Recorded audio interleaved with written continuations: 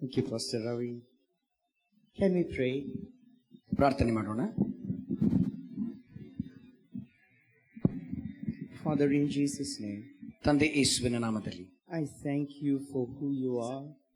ನೀನು ಯಾರಾಗಿದ್ದೀಯ ಅದಕ್ಕಾಗಿ ನಿನಗೆ ವಂದಿಸ್ತೇವೆ.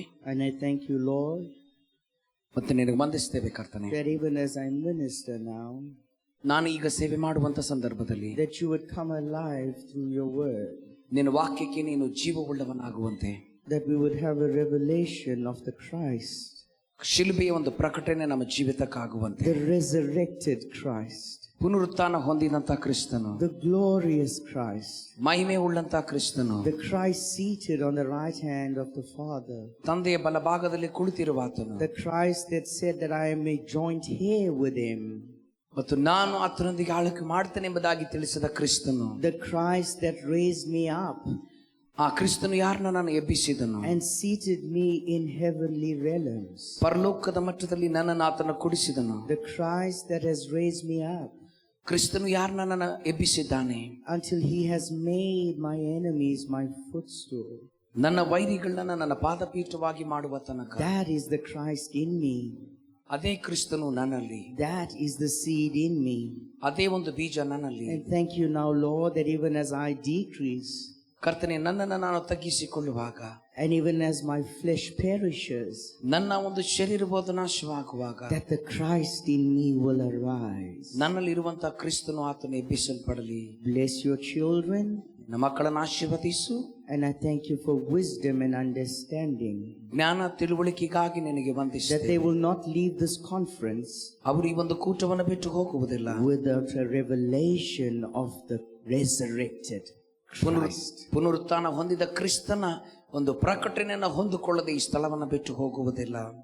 Thy kingdom come, ನಿನ್ನ ರಾಜ್ಯ ಬರಲಿ, thy will be done.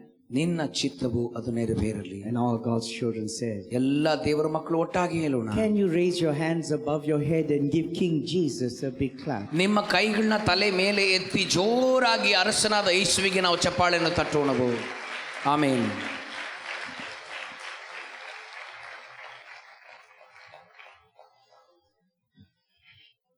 So we spoke this morning about God planting in the Garden of Eden, ದೇವರು ಏದೊಂದು ತೋಟದಲ್ಲಿ ಬೀಜವನ್ನು ಬಿತ್ತುವುದರ ಕುರಿತಾಗಿ ನಾವು ಮಾತನಾಡಿದೆವು. and we figured out that God's kind of like a gardener. ಮತ್ತು ದೇವರ ಒಂದು ತೋಟಗಾರನಾಗಿದ್ದುಕೊಂಡು He puts seeds in the ground, ಆತನು ಭೂಮಿಗೆ ಬೀಜವನ್ನು ಹಾಕ್ತಾನೆ, and then he wants fruit, ಮತ್ತು ಆತನು ಫಲವನ್ನು ಅಪೇಕ್ಷಿಸ್ತಾನೆ. but not any fruit. ಯಾವುದೋ ಫಲ ಅಲ್ಲ. If God puts apple seeds in the ground, ಸೇಬಿನ ಬೀಜವನ್ನ ಆತನು ಭೂಮಿಗೆ ಹಾಕಿದ್ರೆ ದೇವರು, he doesn't want to reap bananas. ಮತ್ತು ಅಲ್ಲಿ ಆತನು ಬಾಳೆಹಣ್ಣನ್ನ ಫಲವಾಗಿ ಹೊಂದಲಿಕ್ಕೆ ಬಯಸೋಲ್ಲ. So God is a gardener, ದೇವರು ಆತನು ತೋಟಗಾರ. that what seed he puts ಯಾವ ಬೀಜವನ್ನು ಆತನು ಬಿತ್ತುತ್ತಾನೋ is the fruit that he wants to reap. ಅದೇ ಒಂದು ಫಲವನ್ನು ಆತನು ಕುಯ್ಲಿಕ್ಕೆ ಬಯಸ್ತಾನೆ. You need to know that the first man that was put in the Garden of Eden ಮೊದಲನೇ ಮನುಷ್ಯನನ್ನ ದೇವರು ಇದೊಂದು ತೋಟದಲ್ಲಿ ಹಾಕಿದಾಗ was a natural man. ಆತನು ಸ್ವಾಭಾವಿಕವಾದ ಮನುಷ್ಯ. His name was Adam. ಆತನ ಹೆಸರು ಆದಾಮ. In the New Testament, ಹೊಸ ಒಡಂಬಡಿಕೆಯಲ್ಲಿ the Bible refers to him as the first Adam. ಮತ್ತು ಬೈಬಲ್ ಅನ್ನು ನೋಡುವಾಗ ಆತನನ್ನ ಮೊದಲನೇ ಆದಾಮ ಅಂತ ಕರೀತಾರೆ. And so if there was a first Adam, definitely there must be a second Adam. ಮೊದಲನೇ ಆದಾಮ ಅಂತ ಹೇಳುವಂತ ಸಂದರ್ಭದಲ್ಲಿ ಎರಡನೇ ಆದಾಮನು ಸಹ ಇದ್ದಿರಬೇಕು. And if you look at the Bible and try and figure out what was the reason for a second Adam, ಮತ್ತು ಎರಡನೇ ಆದಾಮನ ಕಾರಣ ಯಾವ ಕಾರಣಕ್ಕೆ ಬೇಕನ್ನುವುದನ್ನ ಬೈಬಲ್ ನೋಡುವಾಗ, because I told you that God does not upgrade. ಮತ್ತು ನಾನು ಹೇಳಿದೆ ದೇವರು ಆತನು ಬದಲಾಗುವ ಅವಶ್ಯಕತೆ ಇಲ್ಲ. I said that God gives the best. ದೇವರು ಆತನು ಅತ್ಯುತ್ತಮವನ್ನ ಆತನು ಕೊಡುತ್ತಾನೆ. But now we find ourselves where I'm telling you that there was an upgrade. ಮತ್ತು ಈಗ ನಾವು ತಿಳಿಸ್ತೇವೆ ಅಲ್ಲಿ ಒಂದು ಬದಲಾವಣೆಯ ಕಾರ್ಯವು ಜರುಗಿತೆಂಬುದಾಗಿ. There was a first Adam ಮೊದಲನೇ ಆದಾಮನನ್ನು ಅಲ್ಲಿ and a ಕಾಣ್ತೇವೆ, second Adam. ಮತ್ತು ಎರಡನೇ ಆದಾಮನು. There was a natural Adam ಒಂದು ಸ್ವಾಭಾವಿಕವಾದ ಆದಾಮ and a spiritual Adam. ಮತ್ತು ಆತ್ಮಿಕನಾದ ಆದಾಮ. There was an old Adam, old Adam, ಹಳೆ ಆದಾಮನು and a new Adam. ಮತ್ತು ಹೊಸ ಆದಾಮನು. So if you have your Bibles, ನಿಮ್ಮ ಬೈಬಲ್ ನಿಮ್ಮ ಬಳಿ ಇರುವುದಾದರೆ we're going to go through the story. ಮತ್ತು ನಾವು ಈ ಒಂದು ಕಥೆಯನ್ನು ನೋಡ್ಲಿಕ್ಕಿದ್ದೇವೆ. Does everybody know the story in the Garden of Eden? ಮತ್ತು ಏದೊಂದು ತೋಟದಲ್ಲಿ ಪ್ರತಿಯೊಬ್ಬರಿಗೆ ಒಂದು ಕಥೆ ಗೊತ್ತಿದೆಯಾ? What had happened to the first Adam? ಮೊದಲನೇ ಆದಾಮನಿಗೆ ಏನಾಯಿತು? The first Adam had a wife named Eve. ಮತ್ತು ಮೊದಲನೇ ಆದಾಮನ ಹೆಂಡತಿ ಹೆಸರು ಅವಳೆಂಬುದಾಗಿ. And between Adam and Eve, ಆದಾಮ ಮತ್ತು ಅವಳ ಮಧ್ಯದಲ್ಲಿ they sinned. ಅವರು ಪಾಪ ಮಾಡಿದರು. And then God ಮತ್ತು ದೇವರು referred to that as the fall of Adam. ಅದು ಆದಾಮನ ಬೀಳ್ವಿಕೆ ಎಂಬುದಾಗಿ ದೇವರು ತಿಳಿಸ್ತಾನೆ. Because when Adam sinned, ಆದಾಮನು ಪಾಪ ಮಾಡಿದಾಗ God could not have a relationship with Adam anymore. ಮತ್ತು ಆದಾಮನೊಂದಿಗೆ ದೇವರು ಸಂಬಂಧವನ್ನು ಹೊಂದಿಕೊಳ್ಳಿಕ್ಕೆ ಸಾಧ್ಯವಾಗಲಿಲ್ಲ. And so sin separates man from God. ಮತ್ತು ಪಾಪವು ಮನುಷ್ಯನನ್ನ ದೇವರಿಂದ ದೂರ ಮಾಡುತ್ತದೆ.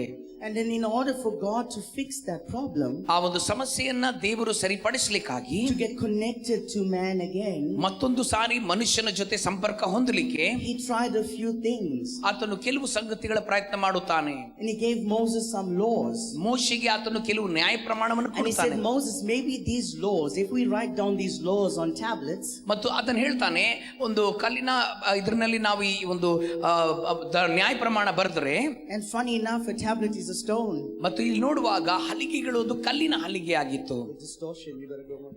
Yes. So the tablets were stone. ಮತ್ತು ಆ ಒಂದು ಹಲಿಗೆಗಳದು ಕಲ್ಲಿನ ಹಲಿಗೆ ಆಗಿತ್ತು. And so the first set of rules, ಮೊದಲನೇ ಒಂದು ನಿಯಮಗಳನ್ನ ನಾವು ಕಾಣುವಾಗ, to try and get rid of sin, ಆ ಒಂದು ಪಾಪದಿಂದ ನಾವು ಹೊರಬರಲಿಕ್ಕೆ, was a set of laws ಅಲ್ಲಿ ಒಂದು ನ್ಯಾಯ ಪ್ರಮಾಣಗಳು that was set in stone. ಅದು ಕಲ್ಲಿನ ಮೇಲೆ ಹಾಕಲ್ಪಟ್ಟಿತು. And Moses had these 10 commandments, ಮೋಶೆ ಬಳಿ 10 ಆಜ್ಞೆಗಳಿದ್ದವು, which was written on stone. ಅದು ಕಲ್ಲಿನ ಮೇಲೆ ಬರೆಯಲ್ಪಟ್ಟಿತು. And man had to follow those 10 commandments. ಮನುಷ್ಯನು ಆ 10 ಆಜ್ಞೆಗಳನ್ನ ಪರಿಪಾಲಿಸಬೇಕಾಗಿತ್ತು. And the big plan was, ಅಲ್ಲಿ ದೊಡ್ಡ ಯೋಜನೆ ಏನೆಂದರೆ, that if man followed those 10 commandments, ಮನುಷ್ಯನು 10 ಆಜ್ಞೆಗಳನ್ನ ಪಾಲಿಸುವುದಾದರೆ, man can get rid of sin from the world. ಮನುಷ್ಯನು ನೋಡುವಾಗ ಈ ಲೋಕದಿಂದ ಪಾಪದಿಂದ ಹೊರ ಬರಬಹುದು. And then God can reunite with man. ದೇವರು ಮನುಷ್ಯನೊಂದಿಗೆ ತಿರುಗಿ ಸಂಧಾನ ಹೊಂದಲಿಕ್ಕೆ ಸಾಧ್ಯ. So the whole thing that God is after, ಮತ್ತು ಇಡೀ ಒಂದು ಸಂಗತಿ ಯಾವುದರ ಹಿಂದೆ ದೇವರಿದ್ದಾನೆ, is that he could come together with man again. ಮನುಷ್ಯನೊಂದಿಗೆ ತಿರುಗೊಂದು ಸಾರಿ ಆತನ ಹಿಂತಿರುಗಿ ಬರಬೇಕೆಂಬುದಾಗಿ, so that man can rule, ಮನುಷ್ಯನು ಆಳ್ವಿಕೆಯನ್ನು ಮಾಡ್ಲಿಕ್ಕೆ ಸಾಧ್ಯ, dominate, ಆತನು ದೊರೆತನ ನಡೆಸಲಿಕ್ಕೆ ಸಾಧ್ಯ, multiply, ಆತನು ಅಭಿವೃದ್ಧಿ ಹೊಂದಲಿಕ್ಕೆ ಸಾಧ್ಯ, and enjoy the abundance of God. ದೇವರ ಸಮೃದ್ಧಿಯನ್ನು ಆತನು ಸವಿಲಿಕ್ಕೆ ಸಾಧ್ಯ. Because a life with God, ದೇವರ ಜೊತೆ ಇರುವ ಜೀವನ is the best life you could have. ಮತ್ತು ಅತ್ಯುತ್ತಮವಾದ ಜೀವನ ನಾವು ಹೊಂದಿಕೊಳ್ಳುವುದಕ್ಕೆ, God becomes your provider, ಮತ್ತು ದೇವರು ನಿಮಗೆ ಒದಗಿಸುವವನಾಗ್ತಾನೆ, your peace, ನಿಮಗೆ ಸಮಾಧಾನವಾಗ್ತಾನೆ, your healer. ಮತ್ತು ನಿಮ್ಮನ್ನು ಗುಣ ಮಾಡುವವನು. And that's what God wants for you. ಅದನ್ನೇ ದೇವರು ನಿಮ್ಮಿಂದ ಬಯಸುವುದು. That when he can come back into you, ನಿಮ್ಮ ಬಳಿಗೆ ಆತನ ಹಿಂತಿರುಗಿ ಬರುವಾಗ, everything is restored to the way it should be. ಮತ್ತು ಯಾವ ರೀತಿ ಇರಬೇಕು ಅದಕ್ಕೆ ಪ್ರತಿ ಒಂದೊಂದು ಸಂಗತಿ ಅದು ಪುನರ್ಸ್ಥಾಪನೆ ಆಗ್ಲಿಕ್ಕಿದೆ. But we realize that this plan of man trying to follow the law, ನಾವು ಗುರುತಿಸಿಕೊಳ್ತೇವೆ, ಮನುಷ್ಯನು ದೇವರ ನ್ಯಾಯ ಪ್ರಮಾಣವನ್ನ ಪರಿಪಾಲಿಸುವಂತ ಒಂದು ಸಂಗತಿ was a very difficult thing. ಇದು ಬಹಳ ಕಠಿಣವಾದ ಸಂಗತಿಯಾಗಿತ್ತು. And as hard as we tried not to break those rules, ಆ ಒಂದು ನಿಯಮಗಳನ್ನ ನಾವು ಮುರಿಬಾರದು ಅಂತ ಎಷ್ಟು ಪ್ರಯತ್ನ ಮಾಡಿದರೂ, it seemed impossible to do that. ಅದನ್ನ ಮಾಡುವಂತದ್ದು ಅಸಾಧ್ಯವಾಗಿತ್ತು. Because the seed was corrupted. ಯಾಕಂದ್ರೆ ಆ ಬೀಜ ಹಾಳಾಗಿತ್ತು. The seed that God put and said, make according to my kind, ನನ್ನ ಹೋಲಿಕೆಗೆ ತಕ್ಕಂತೆ ಮಾಡಿ ಅಂತ ಬಿತ್ತಿದಂತ ಆ ಬೀಜ was no longer the seed that was in Adam.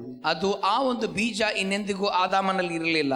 There was a different seed that was in Adam now. ಅಲ್ಲಿ ಆದಾಮನಲ್ಲಿ ಇದ್ದಂತದ್ದು ವ್ಯತ್ಯಾಸವುಳ್ಳ ಬೀಜ, one that was disobedient, ಅದು ಅವಿಧೇಯವಾಗುವಂತ ಬೀಜ, one that God could not get into. ದೇವರು ಅಲ್ಲಿ ಒಳಕ್ಕೆ ಹೋಗ್ಲಿಕ್ಕಾಗದೇ ಇರುವಂತ ಬೀಜವಾಗಿತ್ತು. And so if the seed was not the same, ಆ ಒಂದು ಬೀಜ ಅದರ ಹೋಲಿಕೆಗೆ ಅನುಗುಣವಾಗಿಲ್ಲದೆ ಹೋದ್ರೆ, definitely the fruits are not going to be the same. ನಿಜವಾಗಿಯೂ ಫಲಗಳು ಅದು ಆ ರೀತಿಯಾಗಿರೋದಿಲ್ಲ. So fixing the fruit was not the problem. ಮತ್ತು ಅಲ್ಲಿ ಒಂದು ಫಲವನ್ನ ಸರಿಪಡಿಸುವಂತದ್ದು ತೊಂದರೆ ಆಗಿರಲಿಲ್ಲ. So we went through the whole Old Testament, ಇಡೀ ಹಳೆ ಒಡಂಬಡಿಕೆಯನ್ನು ನಾವು ಹಾದು ಹೋಗುವಾಗ, with man trying to do modifications on the fruit. ಮತ್ತು ಮನುಷ್ಯನ ಏನ್ ಮಾಡ್ತಾ ಇದ್ದಾನೆ, ಫಲದಲ್ಲಿ ಏನೋ ಬದಲಾವಣೆ ತರಲಿಕ್ಕೆ ಪ್ರಯತ್ನಿಸ್ತಾ ಇದ್ದಾನೆ. Try the fruit from not sinning. ಮತ್ತು ನೋಡುವಾಗ ಆ ಒಂದು ಫಲದಲ್ಲಿ ಬದಲಾವಣೆ ತರಲಿಕ್ಕೆ, trying the fruit to get it right. ಆ ಒಂದು ಫಲ ಬದಲಾಗ್ಲಿಕ್ಕೆ. And God realized, you know what? ದೇವರು ಗುರುತಿಸಿದ್ದೇನು ಗೊತ್ತಾ, we can't fix this fruit, ಈ ಒಂದು ಫಲವನ್ನ ನಾವು ಸರಿಪಡಿಸ್ಲಿಕ್ಕೆ ಆಗೋದಿಲ್ಲ until we start from anew. seed. ಹೊಸ ಒಂದು ಬೀಜದಿಂದ ನಾವು ಪ್ರಾರಂಭಿಸುವ ತನಕ ಫಲದಲ್ಲಿ ಬದಲಾವಣೆ So ಕಾಣೋದಿಲ್ಲ. let's go to your Bibles. ಬೈಬಲ್ಗೆ ನಾವು ಹೋಗೋಣ. Can you go with me to the book of Corinthians, verse 15, and I'm going to go from verse 20. Corinthians 15:20.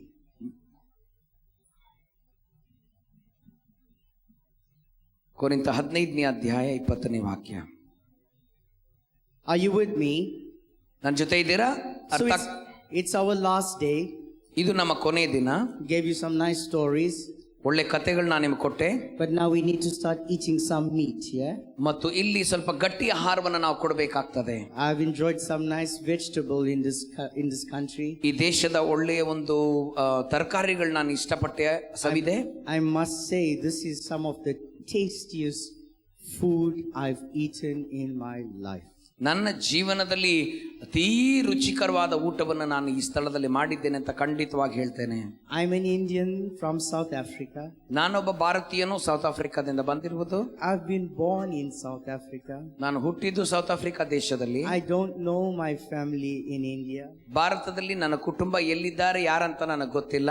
Because I've been there for like 3 to 4 generations now. ಮತ್ತು ಈಗಾಗಲೇ 3 ರಿಂದ 4 ಸಂತತಿಗಳಾಗ್ಬಿಟ್ಟಿದೆ. My great ancestors came to South Africa as slaves.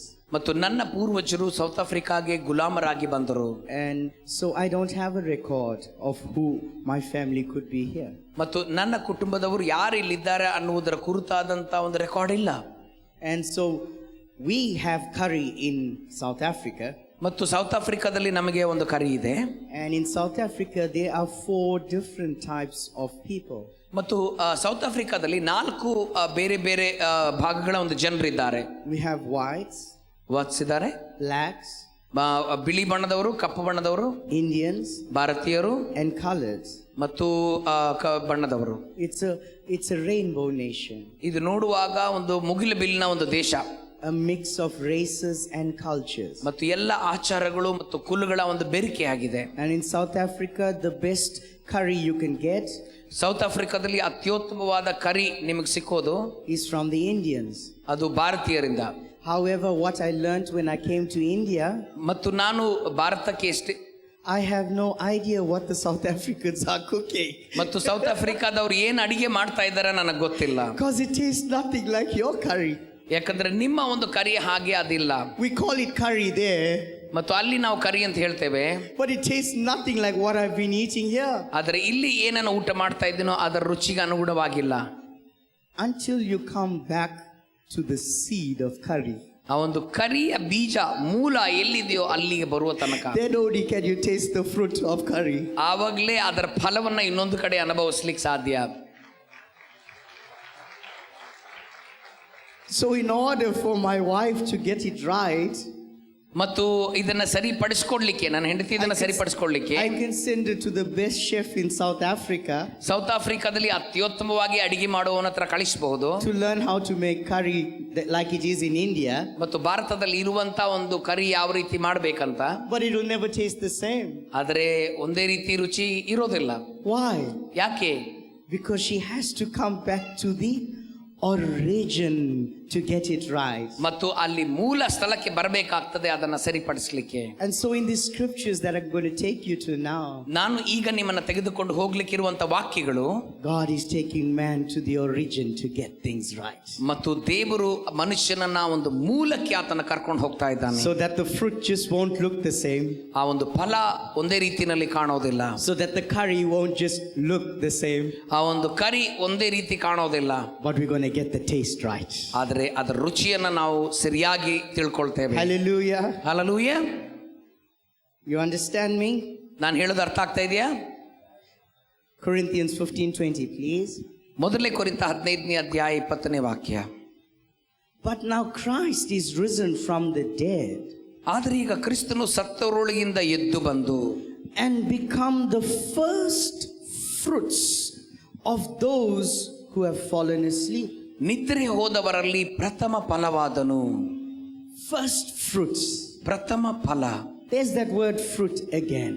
ಇಲ್ಲಿ ಫಲ ಅನ್ನುವ ಪದ ಮತ್ತೆ ನೋಡ್ತೇವೆ. And we've learned that nobody has ever seen a fruit without a seed.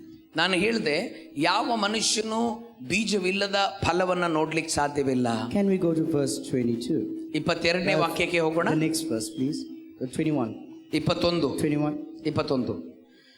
For since by man came death, ಮನುಷ್ಯನ ಮೂಲಕ ಮರಣ ಉಂಟಾದ ಕಾರಣ by man also came the resurrection of the dead.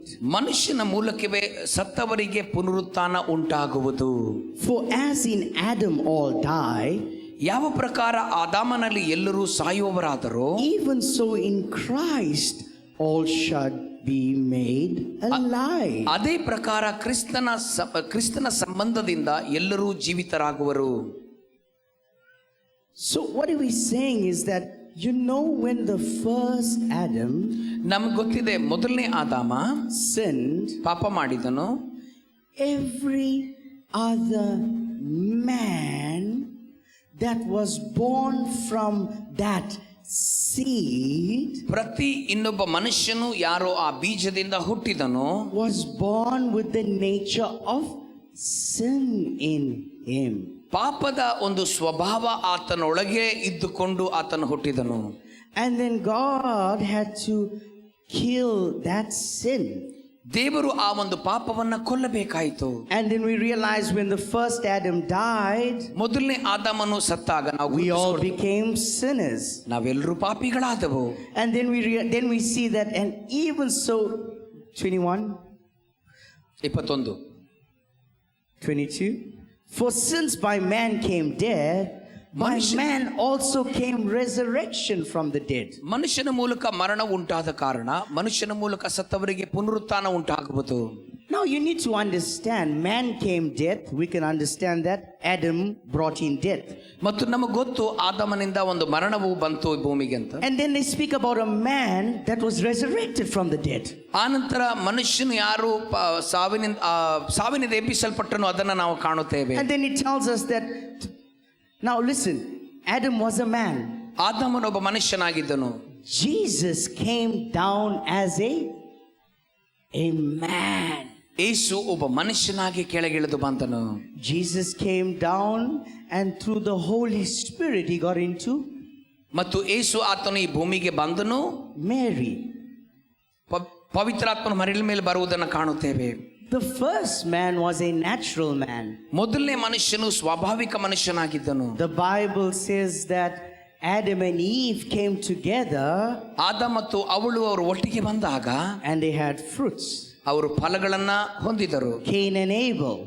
ಕಾಯಿನನು ಮತ್ತು ಹಬೆಲನು. So the seed from that was a natural seed.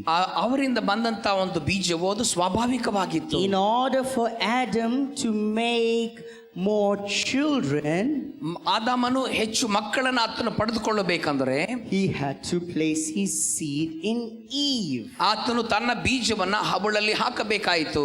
And when he placed his seed in Eve, ಆತನು ತನ್ನ ಬೀಜವನ್ನ ಅವಳಲ್ಲಿ ಹಾಕಿದಾಗ more children were born. ಹೆಚ್ಚು ಮಕ್ಕಳು ಹುಟ್ಟಿದರು. So the process was the seed going into the womb, ಮತ್ತು ಅದರ ಒಂದು ಕಾರ್ಯಗತೆ ಏನಂದ್ರೆ ಬೀಜವು ಆಕೆ ಗರ್ಭಕ್ಕೆ ಹೋಯಿತು. and out of flesh ಒಂದು ಶರೀರದ ಮೂಲಕ a new child was born. ಒಂದು ಹೊಸ ಮಗು ಹುಟ್ಟಿತು. That was the natural Adam.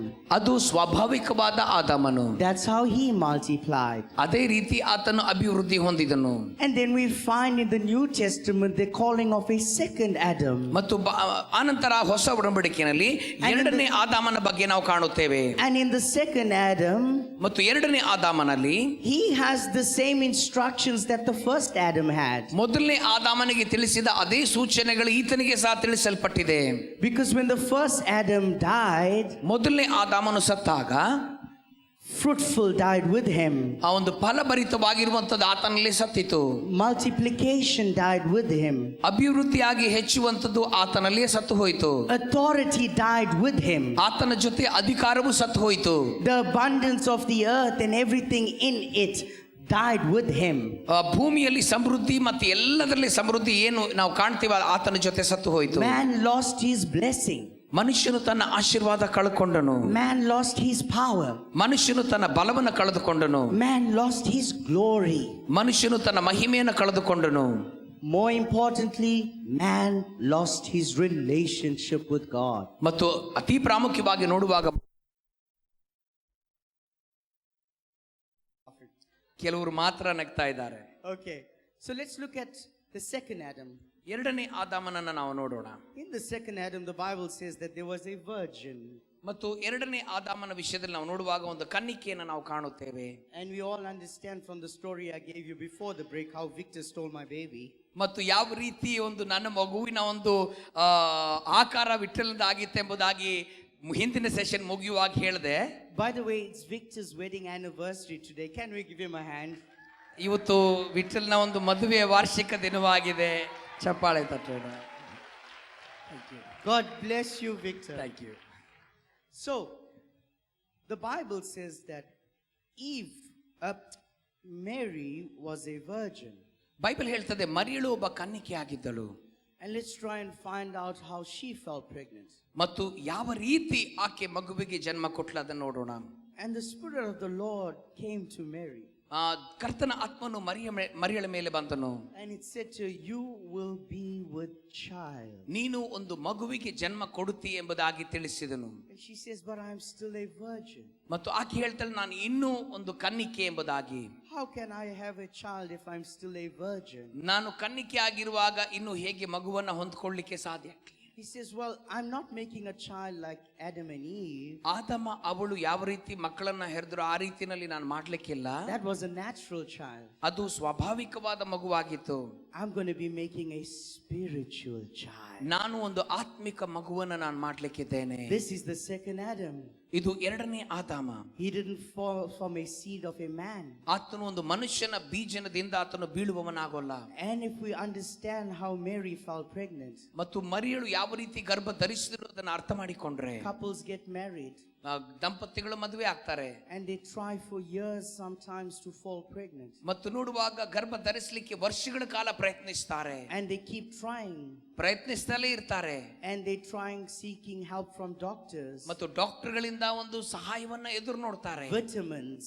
ಮತ್ತು ಎಲ್ಲಾ ರೀತಿಯಾದ ಔಷಧಿಗಳು, diets, ಮತ್ತು ಎಲ್ಲ ಡಯಟ್ಗಳು ಮಾಡ್ತಾರೆ. traditions, ಎಲ್ಲ ಸಂಪ್ರದಾಯಗಳು, customs, ಎಲ್ಲ ಆಚಾರಗಳು, cultures, ಎಲ್ಲ ಆಚಾರಗಳು. and sometimes nothing works. ಯಾವುದು ಕೆಲಸ ಮಾಡಲ್ಲ ಕೆಲವೊಮ್ಮೆ. Mary heard a word.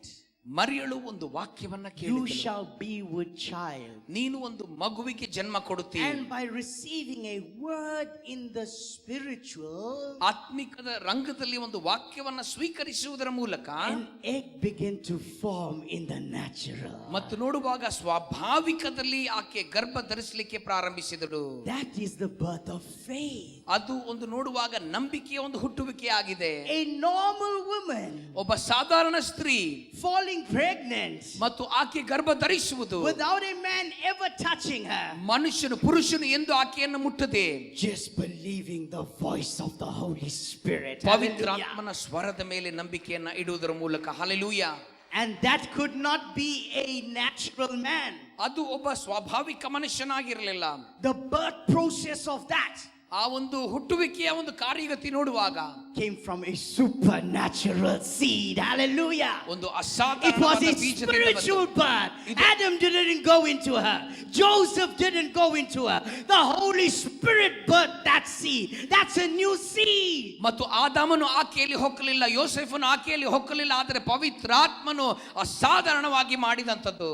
In that seed, ಆ ಬೀಜದಲ್ಲಿ went through the 9-month process, ಒಂದು 9 ತಿಂಗಳ ಕಾರ್ಯಗತಿಯಲ್ಲಿ ಆಕೆ ಹಾದು ಹೋದಳು. came out a natural man, ಒಂದು ಸ್ವಾಭಾವಿಕವಾಗಿ ಮಗು ಹುಟ್ಟಿತು, but a supernatural seed ಆದರೆ inside. ಅಸಾಧಾರಣವಾದ Hallelujah. ಬೀಜ ಒಳಗಡೆ ಇತ್ತು. Hallelujah. Hallelujah. You need to understand his name was Jesus. ನೀವು ಅರ್ಥ ಮಾಡ್ಕೊಳ್ಬೇಕು, ಆತನ ಹೆಸರು They called him Yesu. the Messiah, ಆತನು ಮಸ್ಸಿಯನು, the Son of God. ದೇವಕುಮಾರನು. He was Jesus. ಆತನು ಯೇಸು ಆಗಿದ್ದನು. Walked the face of the earth. ಆತನು ಇಡೀ ಒಂದು ಭೂಮಿಯಲ್ಲಿ ನಡೆದನು. 12 years old, preaching in the temple. ಆತನು ಆಲಯದಲ್ಲಿ ಪ್ರಸಂಗ ಮಾಡ್ತಾ ಇದ್ನು 12ನೇ ವಯಸ್ಸಿನಲ್ಲಿ. And at the age of 33, we hear the story of Jesus being baptized and starting his ministry. ಯೇಸು 30ನೇ ವಯಸ್ಸಿನಲ್ಲಿ ಆತನು ದೀಕ್ಷಾ ಸ್ನಾನ ಹೊಂದಿಕೊಂಡು ಆತನು ಸೇವೆ ಮಾಡುವುದನ್ನು ನಾವು ನೋಡ್ತೇವೆ. A normal man. ಒಬ್ಬ ಸ್ವಾಭಾವಿಕ ಮನುಷ್ಯನು. After he was baptized, the Holy Spirit came onto him. ಆತನು ದೀಕ್ಷಾ ಸ್ನಾನ ಹೊಂದಿದ ಮೇಲೆ ಪವಿತ್ರಾತ್ಮನು ಆತನ ಮೇಲೆ ಬಂದನು. The baptism spoke about the process of death. ಮತ್ತು ನಾವು ಆ ದೀಕ್ಷಾ ಸ್ನಾನದ ಬಗ್ಗೆ ಮಾತನಾಡೋದು ಅದು ಮರಣದ ಒಂದು ಕಾರ್ಯಗತಿ. There's Jesus, the man that came out of Mary. ಮತ್ತು ಆ ಯೇಸು ಮರಿಯಳ ಮೂಲಕವಾಗಿ ಈ ಭೂಮಿಗೆ ಬಂದನು. He goes to the river Jordan. ಯೋರ್ದಾನ್ ನದಿಗೆ ಹೋಗ್ತಾನೆ. And inside of him is a spiritual seed. ಆತನ ಒಳಗಡೆ ಆತ್ಮಿಕ ಬೀಜವಿದೆ. But that spiritual seed could not come alive because of the natural body Adam over him.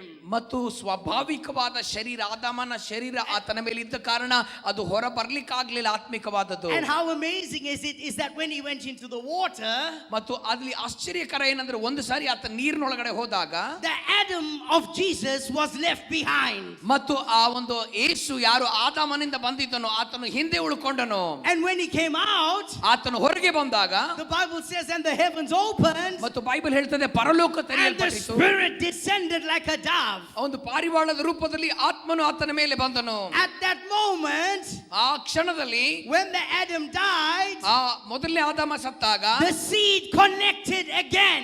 ಆ ಒಂದು ಬೀಜ ತಿರುಗಿ ದೇವರಿಗೆ ಸಂಪರ್ಕ ಹೊಂದಿತು. Hallelujah. Hallelujah. In order for the seed to connect, ಮತ್ತು ತಿರುಗಿ ಅದು ಸಂಪರ್ಕ ಹೊಂದಲಿಕ್ಕೆ the flesh had to die.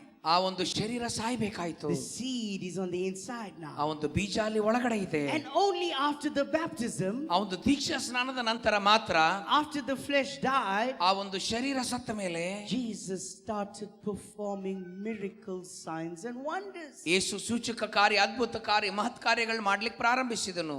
There was no miracles before the baptism. ಆ ಒಂದು ದೀಕ್ಷಾ ಸ್ನಾನಕ್ಕೆ ಮುಂಚೆ ಯಾವ ಅದ್ಭುತ ಇಲ್ಲ.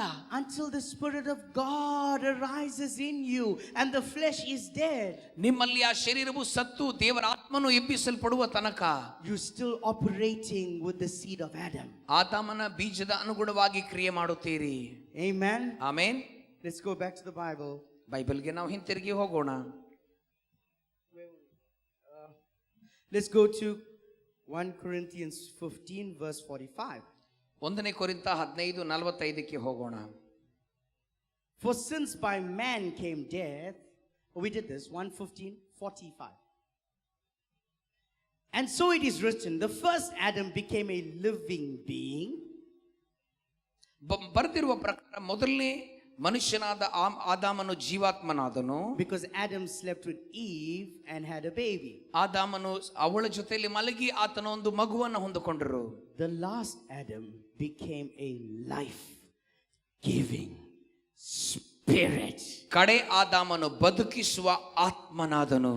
Because Eve, by receiving a word, fell pregnant with Jesus. ಅವಳು ಒಂದು ವಾಕ್ಯವನ್ನು ಸ್ವೀಕರಿಸುವುದರ ಮೂಲಕ ಯೇಸುವಿನೊಂದಿಗೆ ಆಕೆ ಗರ್ಭ ಧರಿಸಿದಳು. Now go to John 12:24. ಯೋಹಾನ 12:24ಕ್ಕೆ ಹೋಗೋಣ.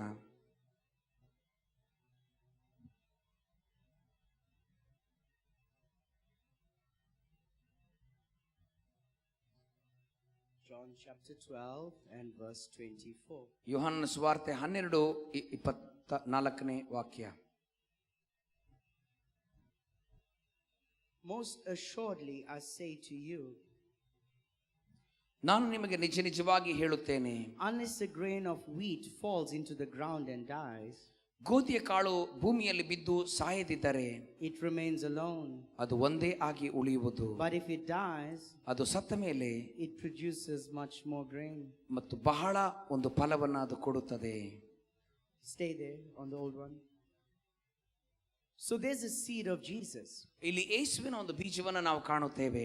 And we spoke about how in the beginning God said he gave seed according to their own kind. ಮತ್ತು ಪ್ರಾರಂಭದಲ್ಲಿ ದೇವರು ತಿಳಿಸಿದನು ತನ್ನ ಜಾತಿಗೆ ಅನುಗುಣವಾಗಿ ಯಾವ ರೀತಿ ಆತನು ಬೀಜವನ್ನು ಕೊಡ್ತಾನೆ ಎಂಬುದಾಗಿ. So if God put 10 apple trees, ಆ ದೇವರು 10 ಸೇಬಿನ ಒಂದು ಮರದ ಬೀಜಗಳನ್ನ ಹಾಕುವಾಗ in the Garden of Eden, ಇದೊಂದು ತೋಟದಲ್ಲಿ And if Adam ate all the fruit from the 10 apple trees, ಆದಾಮನು ಆ 10 ಸೇಬಿನ ಮರದಿಂದ ಆ ಹಣ್ಣನ್ನ ತಿನ್ನುವಾಗ there will be no more apple trees.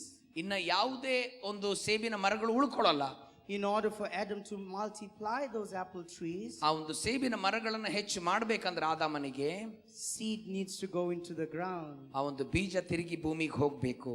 And it needs to die. ಅದು ಅಲ್ಲಿ ಸಾಯ್ಬೇಕು. So it could reproduce. ಅದು ತಿರುಗಿ ಜೀವ ಹೊಂದ್ಕೊಳ್ಳಿಕ್ ಸಾಧ್ಯ. A new tree. ಹೊಸ ಮರ. With fruit from that seed. ಆ ಒಂದು ಬೀಜದಿಂದ ಫಲ. You understand? ಅರ್ಥ ಆಗ್ತಾ ಇದೆಯಾ? And so Christ had this right fruit. ಕ್ರಿಸ್ತನಲ್ಲಿ ಈ ಸರಿಯಾದ ಫಲ ಬಿತ್ತು. The fruit that was birthed by the Spirit. ಆ ಒಂದು ಫಲ ಯಾವುದು ಆತ್ಮನಿಂದ ಹುಟ್ಟಿತು. Started in Mary. ಮರಿಯಳಿ ಪ್ರಾರಂಭವಾಯಿತು. And made complete in Jesus. ಮತ್ತು ಯೇಸುವಿನಲ್ಲಿ ಅದು ಸಂಪೂರ್ಣವಾಯಿತು. But now Jesus needed to multiply this and start getting it into other people. ಮತ್ತು ಯೇಸು ಇದನ್ನ ಅಭಿವೃದ್ಧಿ ಪಡಿಸ್ತಾ ಬೇರೆ ಜನರಲ್ಲಿ ಆತನು ಪ್ರವೇಶಿಸಬೇಕಾಯಿತು. And in the first Adam, that seed was put into the ground. ಮೊದಲನೇ ಆದಾಮನಲ್ಲಿ ನೋಡುವಾಗ ಬೀಜ ಭೂಮಿಗೆ ಬಿತ್ತಲ್ಪಟ್ಟಿತು. And Adam birth. ಮತ್ತು ಆದಾಮನು ಹುಟ್ಟಿದನು. So again the seed needs to go into the ground. ಈಗ ತಿರುಗಿ ಆ ಒಂದು ಬೀಜ ಭೂಮಿಗೆ ಹೋಗಬೇಕು. But this time we're not planting the seed of Adam. ಮತ್ತು ಈ ಸಾರಿ ನಾವು ಆದಾಮನ ಬೀಜವನ್ನು ಬಿತ್ತುತ್ತಾ ಇಲ್ಲ. We're planting the seed because you know when in the Old Testament, ಹಳೆ ಒಡಂಬಡಿಕೆಯಲ್ಲಿ when man fell, ಮನುಷ್ಯನು ಆತನು ಬಿದ್ದಾಗ the ground was cursed. ಆ ಒಂದು ಭೂಮಿ ಶಪಿಸಲ್ಪಟ್ಟಿತು. Nothing produced. ಏನು ಅಲ್ಲಿ ಸರಿ ಫಲ ಕೊಡಲಿಲ್ಲ. And then we find Jesus in the New Testament. ಮತ್ತು ಆನಂತರ ಯೇಸುವನ ಹೊಸ ಒಡಂಬಡಿಕೆಯಲ್ಲಿ ನೋಡ್ತೇವೆ. At Calvary, ಕಲ್ವಾರಿಯಲ್ಲಿ where the seed was planted into the ground. ಮತ್ತು ಎಲ್ಲಿ ಬೀಜವು ಆ ಒಂದು ಭೂಮಿಯಲ್ಲಿ ಬಿತ್ತಲ್ಪಟ್ಟಿತು. This is the birth of the second Adam. ಇದು ಎರಡನೇ ಆದಾಮನ ಒಂದು ಹುಟ್ಟುವಿಕೆ ಆಗಿತ್ತು. Seed hanging in a fruit on a tree. ಆ ಒಂದು ಮರದ ಫಲದಲ್ಲಿ ಯಾವ ಒಂದು ಬೀಜ ಅದು ನೇತಾಡ್ತಾ ಇದೆ. Cannot multiply. ಅದು ಅಭಿವೃದ್ಧಿ ಹೊಂದಲಿಕ್ಕಾಗಲ್ಲ. Unless it falls to the ground. ಅದು ಭೂಮಿನಲ್ಲಿ ಬೀಳದೆ ಹೋದರೆ dies. ಸತ್ತು. And then seed, fruit will be birthed. ಮತ್ತು ಆ ಒಂದು ಬೀಜದಿಂದ ಒಂದು ಹಣ್ಣು ಹುಟ್ಟುತ್ತದೆ. According to that kind. ಮತ್ತು ಅದರ ಒಂದು ಹೋಲಿಕೆ ಅಥವಾ ಅದರ ಜಾತಿಗೆ ಅನುಗುಣವಾಗಿ. Are you understanding me? ಅರ್ಥ ಆಗ್ತಾ ಇದೆಯಾ? Okay. Now we're going to go to the book of Galatians chapter 3 verse 13. ಈಗ ಗಲಾತ್ಯ 3ನೇ ಅಧ್ಯಾಯ 13ನೇ ವಾಕ್ಯಕ್ಕೆ ನಾವು ಹೋಗ್ಲಿಕ್ಕಿದ್ದೇವೆ.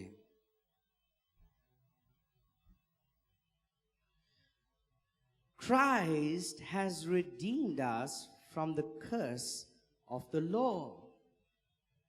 ಕ್ರಿಸ್ತನು ನಮ್ಮನ್ನ ಧರ್ಮಶಾಸ್ತ್ರದೊಳಗೆ ಇದ್ದಂತ ಒಂದು ಶಾಪದಿಂದ ನಮಗೆ ಬಿಡುಗಡೆಯನ್ನು ಕೊಟ್ಟಿದ್ದಾನೆ. And we understand the curse of the law was the 10 commandments written on a stone. ನ್ಯಾಯ ಪ್ರಮಾಣದ ಒಂದು ಶಾಪ ಎಂಬುದಾಗಿ ಹೇಳುವಾಗ ಆ ಒಂದು 10 ಆಜ್ಞೆಗಳು ಯಾವುದು ಪಾಲಿಸಲಿಕ್ಕೆ ಆಗಲಿಲ್ಲ. Which nobody in the natural ಸ್ವಾಭಾವಿಕದಲ್ಲಿ ಯಾರು ಸಹ could fulfill. ಅದನ್ನು ನೆರವೇರಿಸಲಿಕ್ಕೆ ಆಗಲಿಲ್ಲ. However, when Jesus came, ಹೇಗಾದರೂ ಯೇಸು ಬಂದಾಗ before the baptism, ಆ ಒಂದು ದೀಕ್ಷಾ ಸ್ನಾನಕ್ಕೆ ಮುಂಚೆ he was the man Jesus. ಮತ್ತು ಆತನು ಮನುಷ್ಯನಾದ ಯೇಸು ಆಗಿದ್ದನು. And he managed to take on all the sin for us. ಮತ್ತು ಎಲ್ಲ ನಮ್ಮ ಪಾಪವನ್ನ ತನ್ನ ಮೇಲೆ ಹೊತ್ತುಕೊಂಡನು. He managed to accomplish. ಆತನು ಇದನ್ನ ಸಾಧಿಸಲಿಕ್ಕೆ ಸಾಧ್ಯವಾಯಿತು. Christ has redeemed us from the curse of the law. ಕ್ರಿಸ್ತನು ನಮ್ಮನ್ನ ನ್ಯಾಯ ಪ್ರಮಾಣದಲ್ಲಿ ಇದ್ದಂತ ಒಂದು ಶಾಪದಿಂದ ನಮ್ಮನ್ನ ಬಿಡುಗಡೆ ಮಾಡಿದ್ದಾನೆ. Having become a curse for us, ನಮಗಾಗಿ ಆತನು ಶಾಪವಾಗಿ ಮಾಡಲ್ಪಟ್ಟು. for it is written, ಯಾಕಂದ್ರೆ ಇದು ಬರುತ್ತದೆ, cursed is everyone who hangs on a tree. ಯಾಕಂದ್ರೆ ಮರಕ್ಕೆ ತೂಗು ಹಾಕಲ್ಪಟ್ಟ ಪ್ರತಿಯೊಬ್ಬನು ಶಾಪಗ್ರಸ್ತನು ಎಂದು. That the blessing of Abraham ಅಬ್ರಹಾಮನಿಗೆ ಉಂಟಾದ ಆಶೀರ್ವಾದವು might come upon the Gentiles in Christ. ಯೇಸು ಕ್ರಿಸ್ತನ ಮೂಲಕ ಅನ್ಯ ಜನರಿಗೆ ಉಂಟಾಗುವಂತೆ, that we might receive the promise ನಾವು ಆ ಒಂದು ವಾಗ್ದಾನವನ್ನು ಸ್ವೀಕರಿಸುವಂತೆ of the Spirit through faith. ಆ ಆತ್ಮನು ನಮಗೆ ನಂಬಿಕೆಯ ಮೂಲಕ ದೊರಕುವಂತಾಯಿತು. So there's a new seed that is put in us. ನಮ್ಮಲ್ಲಿ ಒಂದು ಹೊಸ ಬೀಜವು ಅದು ಬಿತ್ತಲ್ಪಟ್ಟಿದೆ. And in order to activate the seed, ಈ ಒಂದು ಬೀಜ ಚಟುವಟಿಕೆಗೆ ಹಾಕಬೇಕಂದ್ರೆ we need to activate the faith.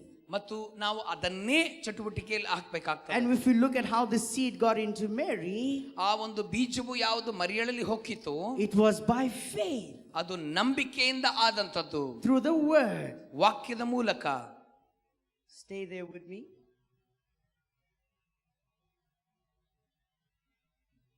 That the blessings of Abraham might come upon the Gentiles, ಅನ್ಯರ ಮೇಲೆ ಅಬ್ರಹಾಮನಿಗೆ ಉಂಟಾದಂತ ಆಶೀರ್ವಾದವು ಬರಬೇಕೆಂಬುದಾಗಿ, in Christ Jesus, ಕ್ರಿಸ್ತ ಯೇಸುವಿನಲ್ಲಿ, that we might receive the promise of the Spirit through faith. ನಾವು ನಂಬಿಕೆ ಮೂಲಕವಾಗಿ ಆತ್ಮನಿಗೆ ಮಾಡಲ್ಪಟ್ಟಂತ ಒಂದು ವಾಗ್ದಾನವನ್ನು ಸ್ವೀಕರಿಸುವಂತೆ.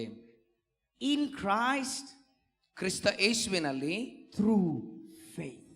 ನಂಬಿಕೆಯ ಮೂಲಕ. In Christ, ಕ್ರಿಸ್ತನಲ್ಲಿ, through faith. ನಂಬಿಕೆಯ ಮೂಲಕ. You need to understand, the Bible says, seek first the kingdom of God Bible ಹೇಳ್ತದೆ, ಮೊದಲು ದೇವರ ರಾಜ್ಯನ ಹುಡುಕ್ರಿ and his righteousness, ಮತ್ತು ಆತನ ನೀತಿಗಾಗಿ ತವಕ ಪಡಿ, and all things shall be added unto you. ಎಲ್ಲ ಸಂಗತಿಗಳು ನಿಮ್ಗೆ ಕೂಡಿಸಲ್ಪಡುತ್ತದೆ. And when I was a young Christian, ನಾನೊಬ್ಬ ಯವನಸ್ಥ ಕ್ರೈಸ್ತನಾಗಿದ್ದಾಗ I thought that I would seek God, ನಾನು ದೇವರನ್ನ ಹುಡುಕ್ತೇನೆ ಎಂಬುದಾಗಿ ಆಲೋಚಿಸಿದೆ. and my idea of his righteousness ಆತನ ನೀತಿಯ ಕುರಿತಾಗಿ ನನ್ನ ತಿಳುವಳಿಕೆ ಏನಾಗಿತ್ತಂದ್ರೆ, is that I will stop sinning. ನಾನ್ ಪಾಪ ಮಾಡುವುದನ್ನ ನಿಲ್ಲಿಸ್ಬಿಡ್ತೇನೆ ಅಂತ. I give up drinking, ಕುಡಿಯೋದನ್ನ ಬಿಟ್ಟುಬಿಡ್ತೇನೆ, I give up smoking, ಮತ್ತು ಸಿಗರೇಟ್ ಸೇದೋದನ್ನ ನಿಲ್ಲಿಸ್ಬಿಡ್ತೇನೆ, I give up watching movies, ಮತ್ತು ಸಿನಿಮಾ ನೋಡೋದನ್ನ ಬಿಟ್ಟುಬಿಡ್ತೇನೆ, I give up running after girls. ಹುಡುಗಿಯರಿಂದ ಓಡೋದನ್ನ ಬಿಟ್ಟುಬಿಡ್ತೇನೆ. What did I think I was doing?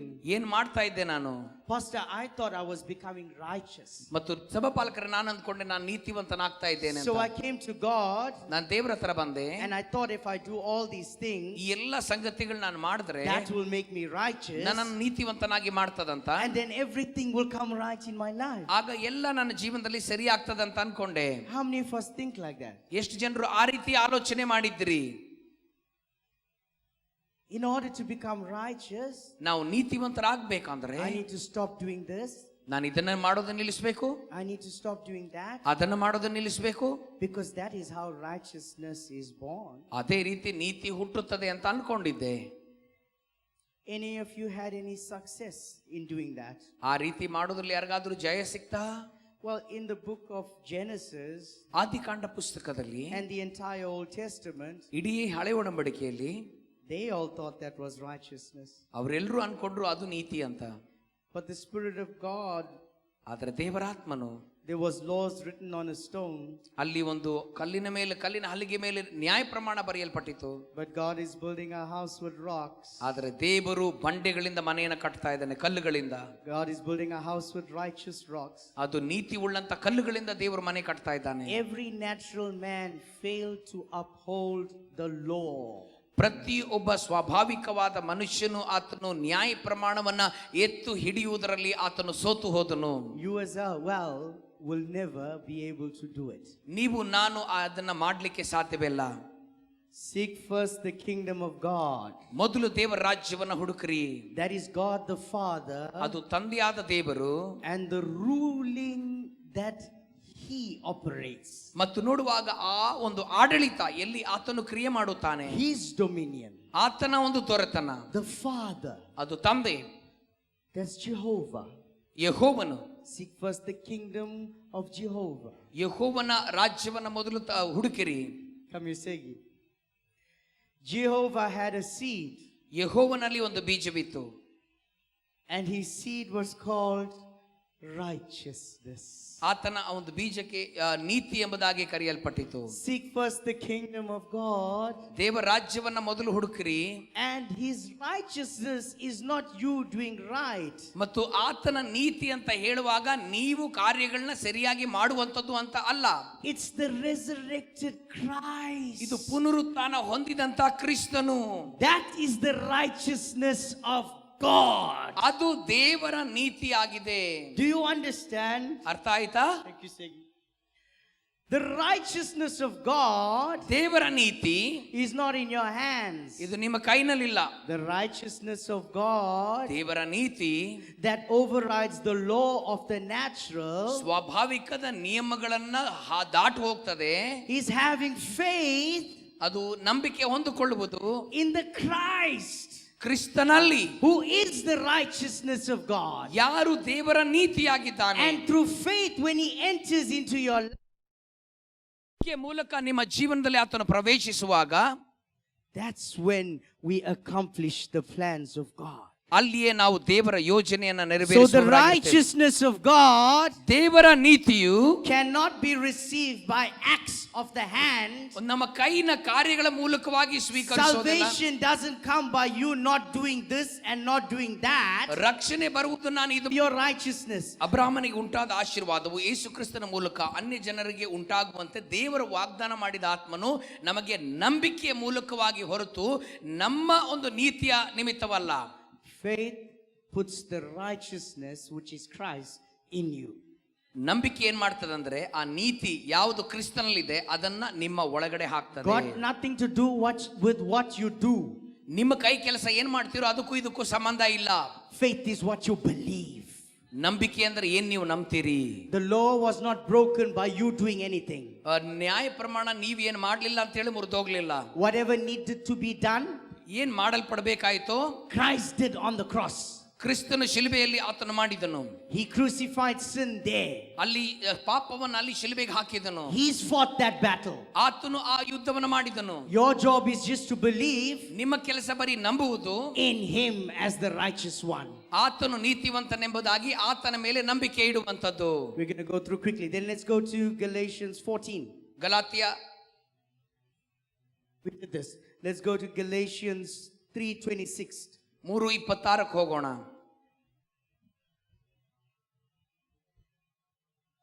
For you are all sons of God through not watching TV, not drinking, ನೀವೆಲ್ಲರೂ ಕ್ರಿಸ್ತ not smoking. Through when you have faith, you become sons of. Victor stole my baby. ಬಿಟ್ಟಲ್ ನನ್ನ ಮಗುವನ್ನ ಕದ್ದು ಬಿಟ್ಟನು. Because he put his seed in my wife. ಆತನು ತನ್ನ ಬೀಜವನ್ನ ಹಾಕಿದನು. Now we're saying, put that up. ಈಗ ನಾವಿಲ್ಲಿ ನೋಡುವಾಗ, when you are a son, ನೀವು ಒಬ್ಬ ಮಗನಾಗಿದ್ದಾಗ you need to know who's your father. ನಿಮ್ಮ ತಂದೆ ಯಾರೆಂಬುದನ್ನು ನೀವು ತಿಳ್ಕೊಳ್ಳಬೇಕು. And in order to be a son of God, ಒಬ್ಬ ದೇವಪುತ್ರನಾಗಬೇಕಂದ್ರೆ you need that seed in you of God in you. ಮತ್ತು ದೇವರ ಆ ಬೀಜ ನಿಮ್ಮ ಜೀವಿತಕ್ಕೆ ಬೇಕು. And it's not a natural seed. ಇದು ಸ್ವಾಭಾವಿಕವಾದ ಬೀಜವಲ್ಲ. It's a spiritual seed. ಇದು ಆತ್ಮಿಕವಾದ ಬೀಜ which came through faith. ನಂಬಿಕೆಯಿಂದ ಇದು ನಮ್ಮ ಬಳಿಗೆ ಬಂದಿದೆ. Let's go verse 27. 27ನೇ ವಾಕ್ಯವನ್ನು ನೋಡೋಣ. For many of you, as you have baptized into Christ, have put on Christ. ನಿಮ್ಮಲ್ಲಿ ಹೇಗೆಂದರೆ ಕ್ರಿಸ್ತನಲ್ಲಿ ಸೇರುವುದಕ್ಕೆ ದೀಕ್ಷಾ ಸ್ನಾನ ಮಾಡಿಸಿಕೊಂಡವರಾದ ನೀವೆಲ್ಲರೂ ಕ್ರಿಸ್ತನನ್ನ ಧರಿಸಿಕೊಂಡಿರಿ. When you were baptized into Christ, ನೀವು ಕ್ರಿಸ್ತನಲ್ಲಿ ದೀಕ್ಷಾ ಸ್ನಾನ ಮಾಡಿಸಿಕೊಂಡಾಗ you put on Christ. ನೀವು ಕ್ರಿಸ್ತನನ್ನ ಧರಿಸಿಕೊಂಡ್ರಿ. So at the baptism, ಮತ್ತು ದೀಕ್ಷಾ ಸ್ನಾನದಲ್ಲಿ you kill the Adam, ನೀವು ಆದಾಮನನ್ನು ಕೊಂದ್ರಿ, you kill the flesh, ಶರೀರವನ್ನು ಕೊಂದ್ರಿ, and you decided to say, I believe in Christ. ನಾನು ಕ್ರಿಸ್ತನಲ್ಲಿ ನಂಬಿಕೆ ಇಡ್ತೇನೆ ಅಂತ ನೀವು ಹೇಳಿದ್ರಿ. How do you become a Christian? ನೀವು ಯಾವ ರೀತಿ ಒಬ್ಬ ವಿಶ್ವಾಸಿ ಆದ್ರಿ? All you do is believe that and confess. ಮತ್ತು ನೀವು ನಂಬಿದಿರಿ ಮತ್ತು ಅರಿಕೆ ಮಾಡಿದಿರಿ. When you believe and confess, ನೀವು ನಂಬಿ ಅರಿಕೆ ಮಾಡಿದಾಗ Christ comes into you. ಕ್ರಿಸ್ತನು ನಿಮ್ಮ ಒಳಗಡೆ ಬರುತ್ತಾನೆ. When you go into baptism, ನೀವು ದೀಕ್ಷಾ ಸ್ನಾನಕ್ಕೆ ಹೋದಾಗ everything that Adam did that was holding you down, ಮತ್ತು ಆದಾಮನು ಮಾಡಿದ ಎಲ್ಲ ಸಂಗತಿ ಯಾವುದು ನಿಮ್ಮನ್ನ ಹಿಡಿದಿಟ್ಕೊಂಡಿತ್ತು, is now put to the grave. ಅದೆಲ್ಲವೂ ಸಮಾಧಿಗೆ ಹಾಕಲ್ಪಟ್ಟಿತು. And you are a new creation. ಈಗ ನೀವು ನೂತನ ಸೃಷ್ಟಿ ಆಗಿದ್ದೀರಿ. When you come out of a baptism, ನೀವು ದೀಕ್ಷಾ ಸ್ನಾನ ಹೊಂದು ಹೊರಗೆ ಬಂದಾಗ they tell you you are a new creation. ಅವ್ರು ಏನ್ ಹೇಳ್ತಾರೆ? ನೀವು ನೂತನ ಸೃಷ್ಟಿ ಆಗಿದ್ದೀರಿ. They tell you you are born like the first Adam. ಮೊದಲನೇ ಆದಾಮನಂತೆ ತಿರುಗಿ ಹುಟ್ಟಿದ್ದೀರಾ? Born again like the, which is a spirit Adam. ಎರಡನೇ ಆದಾಮ ಅದು ಆತ್ಮಿಕನಾದ A new ಆದಾಮ, seed. ಹೊಸ Hallelujah. ಬೀಜ. 27. 27. For as many of you as were baptized into Christ have put on Christ. 28. 28. There is neither Jew nor Greek, there is neither slave nor free, there is neither male, no female. ನೀವೆಲ್ಲರೂ ಕ್ರಿಸ್ತ ಯೇಸುವಿನಲ್ಲಿ ಒಂದೇ ಆಗಿರುವುದರಿಂದ ಯಹೂದಿಯನು ಗ್ರೀಕನು ಎಂದು ಆಳು ಒಡೆಯನು ಎಂದು ಗಂಡು ಹೆಣ್ಣು ಎಂದು ಭೇದವಿಲ್ಲ. If we look at the beginning in Genesis when God created man, ಮತ್ತು ದೇವರು ಮನುಷ್ಯನನ್ನು ಉಂಟು ಮಾಡಿದಾಗ ಆದಿಕಾಂಡದಲ್ಲಿ ನೋಡುವಾಗ the scripture said, "And let us make man in our image." ನಮ್ಮ ಸ್ವರೂಪದಲ್ಲಿ ಮನುಷ್ಯನನ್ನು ಮಾಡೋಣ. And he goes on to say that he made both male, ಪುರುಷನನ್ನು and ಸ್ತ್ರೀಯನ್ನು. but in this one ಇಲ್ಲಿ ಹೇಳ್ತದೆ there's no why, ಭೇದ ಇಲ್ಲ ಗಂಡು ಹೆಣ್ಣು ಅಂತ. because male and female is natural. ಗಂಡು ಹೆಣ್ಣು ಸ್ವಾಭಾವಿಕವಾಗಿದ್ದಾರೆ. The second Adam ಎರಡನೇ ಆದಾಮ is building a seed, ಆತನೊಂದು ಬೀಜವನ್ನ not of flesh, ಅದು ಶರೀರದಲ್ಲ but of spirit. ಆದರೆ ಆತ್ಮನದು. Spirit doesn't see color. ಆತ್ಮ ಬಣ್ಣ ನೋಡಲ್ಲ. Spirit doesn't see gender. ಗಂಡು ಹೆಣ್ಣು ಭೇದ ನೋಡಲ್ಲ ಆತ್ಮ. Spirit doesn't see rich. ಐಶ್ವರ್ಯವಂತನ ಆತ್ಮ ನೋಡಲ್ಲ. Spirit doesn't see poor. ಬಡವ ಅಂತ ನೋಡೋದಿಲ್ಲ ಆತ್ಮ. Spirit sees life. ಆತ್ಮ ಜೀವವನ್ನು ನೋಡ್ತಾನೆ. Spirit believes in the unseen. ಮತ್ತು ಕಾಣದೆ ಇರುವುದನ್ನ ಆತ್ಮ ನಂಬ್ತಾನೆ. You need faith. ನಿಮಗೆ ನಂಬಿಕೆ ಬೇಕು in order to operate in the spirit. ಆತ್ಮನಲ್ಲಿ ಕ್ರಿಯೆ ಮಾಡಲಿಕ್ಕೆ. Faith is the substance of things hoped for. ನಂಬಿಕೆ ಅನ್ನುವಂಥದ್ದು ಯಾವುದನ್ನ ನಾವು ನಿರೀಕ್ಷಿಸ್ತೇವೆ ಅದರ ಪದಾರ್ಥವಾಗಿದೆ. Nothing seen. ಯಾವುದು ಅದು ಕಾಣಿಸಲ್ಪಡುವುದಿಲ್ಲ. Next scripture. 29. And if you are Christ, ನೀವು ಕ್ರಿಸ್ತನವರಾಗಿದ್ದರೆ, and then you are Abraham's and heirs according to the ಅಬ್ರಹಾಮನ ಸಂತತಿಯವರು ವಾಗ್ದಾನಕ್ಕನುಸಾರವಾಗಿ ಬಾಧ್ಯರು ಆಗಿದ್ದೀರಿ. Please leave that up, don't move it. ಆ ವಾಕ್ಯ ಅಲ್ಲೇ ಇರಲಿ, ತೆಗಿಬೇಡಿ. If you are in Christ, God made a promise to Abraham, and I showed you that earlier. ಮತ್ತು ನೀವು ಕ್ರಿಸ್ತನಲ್ಲಿ ಇರುವುದಾದರೆ ದೇವರು ಆತನ ಒಂದು ವಾಗ್ದಾನವನ್ನು I will bless you, ನಾನು ನಿಮ್ಮನ್ನು ಆಶೀರ್ವದಿಸ್ತೇನೆ. and I will bless those that bless you, ನಿಮ್ಮನ್ನು ಆಶೀರ್ವದಿಸುವವರನ್ನು ನಾನು ಆಶೀರ್ವದಿಸ್ತೇನೆ. and I will curse those that curse you. ನಿಮ್ಮನ್ನು ಶಪಿಸುವವರನ್ನು ನಾನು ಶಪಿಸ್ತೇನೆ. And all nations on the earth will be blessed through you. ನಿಮ್ಮ ಮೂಲಕ ಲೋಕದ ಎಲ್ಲ ಜನಾಂಗದವರು ಆಶೀರ್ವದಿಸಲ್ಪಡುತ್ತಾರೆ. Through who?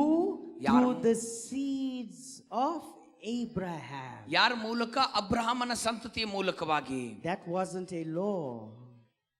ಅದು ನ್ಯಾಯ ಪ್ರಮಾಣ. That blessing was not a law. ಮತ್ತು ಆ ಒಂದು ಆಶೀರ್ವಾದ ನ್ಯಾಯ ಪ್ರಮಾಣವಾಗಿರಲಿಲ್ಲ. It was a promise. ಅದು ಒಂದು ವಾಗ್ದಾನವಾಗಿತ್ತು. Say to your neighbor, I serve a God who keeps his promise. ನಿಮ್ಮ ಪಕ್ಕದವ್ರಿಗೆ ಹೇಳಿ, ನಾವು ಸೇವಿಸುವ ದೇವರು ವಾಗ್ದಾನಗಳನ್ನ ನೆರವೇರಿಸುವ ದೇವರಾಗಿದ್ದಾನೆ. And if God promised he will bless me, ದೇವರು ವಾಗ್ದಾನ ಮಾಡಿದ್ರೆ ನನ್ನನ್ನು ಆಶೀರ್ವದಿಸ್ತೇನೆ ಅಂತ, you better believe he's going to bless me. ಆತನು ಆಶೀರ್ವದಿಸ್ತಾನಂತ ಖಂಡಿತ ನಂಬಿರಿ. Sometimes my father tells me he's going to bless me, ಕೆಲವೊಮ್ಮೆ ನನ್ನ ತಂದೆ ಹೇಳ್ತಾರೆ ಆತನ ಆಶೀರ್ವದಿಸ್ತಾನಂತ, but he let me down. ಆತ ನನ್ನನ್ನ ಕೆಳಗೆ ಬೀಳಿಸಿದ್ದಾನೆ. Sometimes my boss makes a promise, ಕೆಲವೊಮ್ಮೆ ನನ್ನ ಯಜಮಾನ ಆತನು ವಾಗ್ದಾನ ಮಾಡ್ತಾನೆ, and he breaks his promise. ಆತನ ಮಾತನ್ನು ಮುರಿತಾನೆ. You stand before your husband when you're getting married, ನೀವು ಮದುವೆ ಆಗುವಾಗ ನಿಮ್ಮ ಗಂಡನ ಮುಂದೆ ನಿಲ್ಲುತ್ತೀರಿ. he makes your promise, ಆತನು ವಾಗ್ದಾನ ಮಾಡ್ತಾನೆ, I never look at another woman, only you. ನಾನು ಬೇರೆ ಯಾವ ಸ್ತ್ರೀಯನ್ನು ನೋಡಲ್ಲ, ನಿನ್ನನ್ನು ಮಾತ್ರ ನೋಡ್ತೇನೆ. And soon as you reach the hotel for your honeymoon, ಮತ್ತು ನಿಮ್ಮ ಹನಿಮೂನ್ ಆದ ನಂತರ ಹೋಟೆಲ್ ತಲುಪಿದಾಗ, he already broke the promise with the receptionist. ಮತ್ತು ಅಲ್ಲಿ ರಿಸೆಪ್ಷನಿಸ್ಟ್ ಹತ್ರನೇ ಆತನು ವಾಗ್ದಾನ ಮುರಿದಿರ್ತಾನೆ. So man has a habit of breaking his promise. ಮನುಷ್ಯನಿಗಿರುವ ಅಭ್ಯಾಸ ಏನಂದ್ರೆ ಮಾಡಿದ ವಾಗ್ದಾನ ಮುರಿಯೋದು. And then he'll tell you, honey, please don't be angry with me. ಆಗ ಹೇಳ್ತಾನೆ, ಹನಿ ನನ್ನ ಮೇಲೆ ಕೋಪ ಮಾಡ್ಕೋಬೇಡ, I'm only a man. ನಾನು ಬರೀ ಒಬ್ಬ ಮನುಷ್ಯ ಮಾತ್ರ ಆಗಿದ್ದೇನೆ. I'm only a man. ನಾನು ಬರೀ ಒಬ್ಬ ಮನುಷ್ಯ. Man cannot keep his promise. ಮನುಷ್ಯ ತನ್ನ ವಾಗ್ದಾನ ಇಟ್ಕೊಳ್ಳಿಕ್ಕೆ ಆಗಲ್ಲ. But I don't have a promise from a man. ನನಗೀಗ ಮನುಷ್ಯನಿಂದ ಒಂದು ವಾಗ್ದಾನ I ಇಲ್ಲ. have a promise from a God. ದೇವರಿಂದ ನನಗೆ ವಾಗ್ದಾನವಿದೆ. And my God keeps his promise. ಮತ್ತು ದೇವರು ತನ್ನ ವಾಗ್ದಾನನ ನೆರವೇರಿಸ್ತಾನೆ. He said the heaven and the earth will pass away. ಆತನು ಹೇಳ್ತಾನೆ, ಭೂಮಿ ಆಕಾಶಗಳು ಅಳಿದು ಹೋಗ್ತದೆ, but my promise will remain. ನನ್ನ ವಾಗ್ದಾನ ಎಂದು ಉಳಿಸಿಕೊಳ್ತೇನೆ. So God made a promise, ದೇವರು ವಾಗ್ದಾನ ಮಾಡಿದನು, and I am going to tap into that promise. ಮತ್ತು ನಾನು ಆ ವಾಗ್ದಾನವನ್ನ ಹೊಂದುವವನಾಗಿದ್ದೇನೆ. How many of you want that blessing? ಎಷ್ಟು ಜನರಿಗೆ ಆಶೀರ್ವಾದ ಬೇಕು? Hallelujah. Hallelujah. God made a promise, ದೇವರು ವಾಗ್ದಾನ ಮಾಡಿದನು, and at this conference ಮತ್ತು ಈ ಕೂಟದಲ್ಲಿ I'm going to get my promise. ನನ್ನ ವಾಗ್ದಾನ ನಾನು ಹೊಂದ್ಕೊಳ್ಳಿಕ್ಕಿದ್ದೇನೆ. Put my scripture up. ನನ್ನ ವಾಕ್ಯನ ವಾಪಸ್ ಹಾಕ್ರಿ. Abraham was the father of faith, ಅಬ್ರಹಾಮನು ಆತನು ನಂಬಿಕೆಗೆ ಮೂಲ ಪುರುಷನು, father of many nations. ಅನೇಕ ಜನಾಂಗಗಳಿಗೆ ತಂದೆ. Hallelujah. Hallelujah. But God made a promise that he would bless his seed. ದೇವರು ಏನು ಹೇಳಿದ್ರು? ಆತನ ಬೀಜವನ್ನ ನಾನು ಆಶೀರ್ವದಿಸ್ತೇನೆ, ಸಂತಾನವನ್ನ. You are seeds of Abraham. ನೀವು ಅಬ್ರಹಾಮನ ಸಂತಾನದವರು. Seeds of Abraham. ಅಬ್ರಹಾಮನ ಸಂತಾನದವರು. But the promise was in one seed. ಆ ವಾಗ್ದಾನ ಇದ್ದದ್ದು ಒಂದು ಬೀಜದಲ್ಲಿ, ಸಂತತಿಯಲ್ಲಿ. A supernatural seed. ಅಸಾಧಾರಣವಾದಂತ ಒಂದು A ಬೀಜ. seed that cannot break the promise. ಆ ಒಂದು ವಾಗ್ದಾನ ಮುರಿಯದೇ ಇರುವಂತ ಬೀಜ. And out of that line of Abraham ಮತ್ತು ಆ ಒಂದು ಅಬ್ರಹಾಮನ ಆ ಸಂತತಿಯಿಂದ was the seed of Christ sowed in Mary. ಮರಿಯಳಲ್ಲಿ ಕ್ರಿಸ್ತನ ಬೀಜವು ಅದು ಬಿತ್ತಲ್ಪಟ್ಟಿತು. So in order to tap into that promise, ಆ ವಾಗ್ದಾನದಲ್ಲಿ ಹೋಗಬೇಕಂದ್ರೆ you need to have faith in the one seed. ಆ ಒಂದು ಬೀಜದ ಮೇಲೆ ನಿಮಗೆ ನಂಬಿಕೆ ಇರಬೇಕು. Hallelujah. Hallelujah. Amen. Let's give the Lord a hand. ಕರ್ತನಿಗೆ ಜೋರಾಗಿ ಚಪ್ಪಾಳೆ ತಟ್ಟೋಣ. I'm done. Do you understand that? ಅರ್ಥ ಆಯ್ತಾ? Do you understand that? ಅರ್ಥ ಆಯ್ತಾ? Salvation comes only through faith. ರಕ್ಷಣೆ ಬರುವುದು ನಂಬಿಕೆ ಮೂಲಕ ಮಾತ್ರ. When you have faith, you can't sin. ನೀವು ನಿಮ್ಮಲ್ಲಿ ನಂಬಿಕೆ ಇದ್ದಾಗ ನೀವು ಪಾಪ ಮಾಡ್ಲಿಕ್ಕೆ ಆಗಲ್ಲ. Faith keeps you connected to God. ನಂಬಿಕೆ ನಿಮ್ಮನ್ನ ದೇವರ ಜೊತೆ ಸಂಪರ್ಕದಲ್ಲಿ ಇರುವಂತೆ ಮಾಡುತ್ತದೆ. And when you have faith, ನಿಮ್ಮಲ್ಲಿ ನಂಬಿಕೆ ಇರುವಾಗ God keeps his promise. ದೇವರು ತನ್ನ ವಾಗ್ದಾನವನ್ನ ನೆರವೇರಿಸುತ್ತಾನೆ. Every head bowed, every eye closed. Father, in Jesus' name, ತಂದೆ ಯೇಸುವಿನ ನಾಮದಲ್ಲಿ we thank you that you're a God that keeps your promise. ನಿನ್ನ ವಾಗ್ದಾನವನ್ನ ನೆರವೇರಿಸುವ ದೇವರು ನೀನಾಗಿದೆ, ಅದಕ್ಕಾಗಿ ವಂದನೆ. And today by faith, ಇವತ್ತು ನಂಬಿಕೆಯಿಂದ we believe in your death. ನಾವು ನಿನ್ನ ಮರಣದಲ್ಲಿ ನಂಬುತ್ತೇವೆ. We believe in your resurrection. ನಿನ್ನ ಪುನರುತ್ಥಾನದಲ್ಲಿ ನಂಬುತ್ತೇವೆ. We believe in your power. ನಿನ್ನ ಬಲದಲ್ಲಿ ನಂಬುತ್ತೇವೆ. And I thank you, God, by faith ಒಂದನೇ ದೇವರೇ ನಂಬಿಕೆಯಿಂದ and through the righteousness of Christ, ಕ್ರಿಸ್ತನ ನೀತಿಯಿಂದ that we will be glorified in this place. ಈ ಸ್ಥಳದಲ್ಲಿ ನಾವು ಮಹಿಮೆ ಹೊಂದುತ್ತೇವೆ. Let the word take root ವಾಕ್ಯ ನಮ್ಮಲ್ಲಿ ಆಳವಾಗಿ ಬೇರೂರಲಿ. in Jesus' mighty name. ಯೇಸುವಿನ ಉನ್ನತ ನಾಮದಲ್ಲಿ Amen. ಆಮೆನ್.